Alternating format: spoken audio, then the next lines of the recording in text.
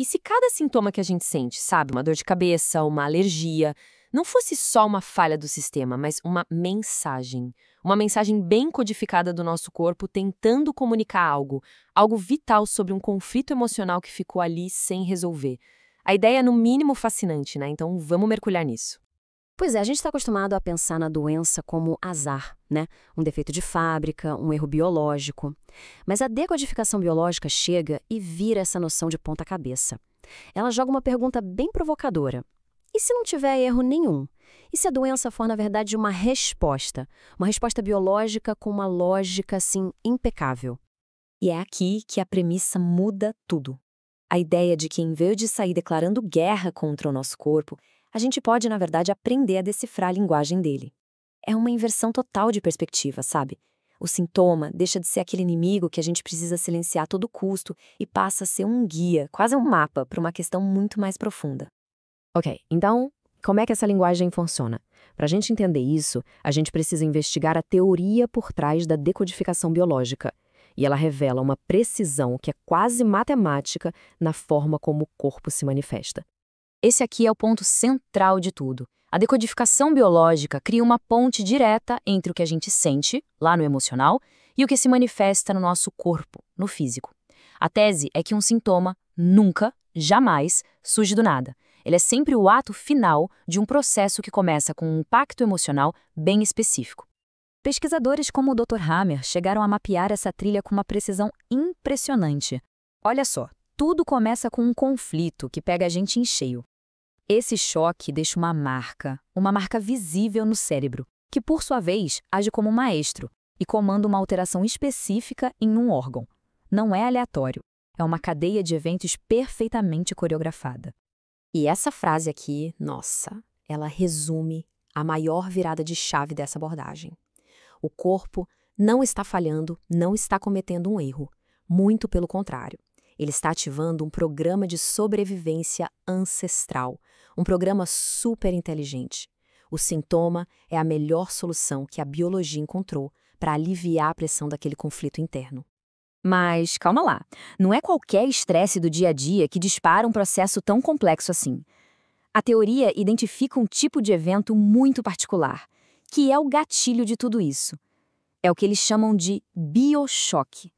Vamos pensar no biochoque como aquele momento exato em que a realidade sobrecarrega a gente de um jeito que não dá para processar. Sabe, é aquele instante de colisão, uma colisão avassaladora entre o nosso mundo interior e um evento que acontece lá fora. E o ponto mais interessante é que para um evento ser considerado um biochoque, ele precisa ter 3 características ao mesmo tempo. Primeiro, tem que ser dramático, vivido com muita intensidade.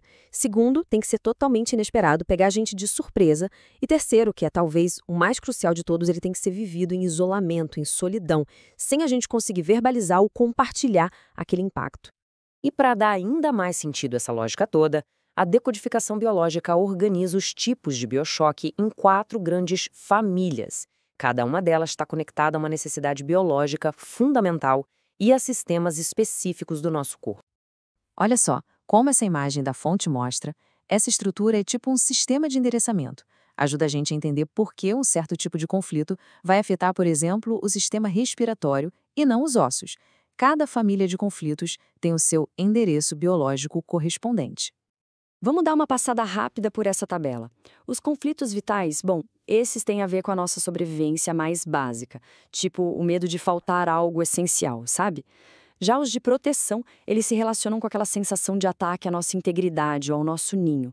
Os de desvalorização tocam direto na nossa autoestima, no nosso senso de capacidade. E, por fim, os de território, que envolvem nosso espaço, nossas relações, nosso lugar no mundo. Certo. Com essa informação toda em mãos, a grande pergunta é: e aí? O que a gente faz com isso? A proposta, veja bem, não é um tratamento, mas sim uma mudança fundamental na forma como a gente se relaciona com a nossa própria saúde. Esse quadro aqui resume a proposta de um jeito brilhante. De um lado, a gente tem a abordagem de lutar contra o corpo, vendo o sintoma como um erro e tentando silenciar o alarme.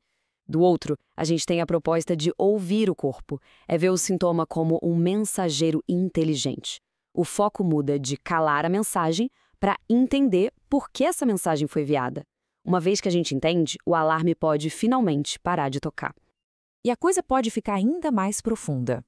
Como lembra a Christian Flash, um dos pioneiros dessa área, às vezes as nossas reações biológicas não são só nossas. Elas podem ser ecos de conflitos vividos lá atrás, pelos nossos antepassados. É uma espécie de herança biológica de sobrevivência que vai passando de geração em geração. No fim das contas, toda essa abordagem nos deixa com esta pergunta, que é ao mesmo tempo poderosa e muito pessoal. É um convite para a gente mudar o nosso questionamento. Em vez de perguntar por que eu estou doente, talvez a pergunta mais transformadora seja: para que serve este sintoma? Qual necessidade que não foi atendida ele está expressando?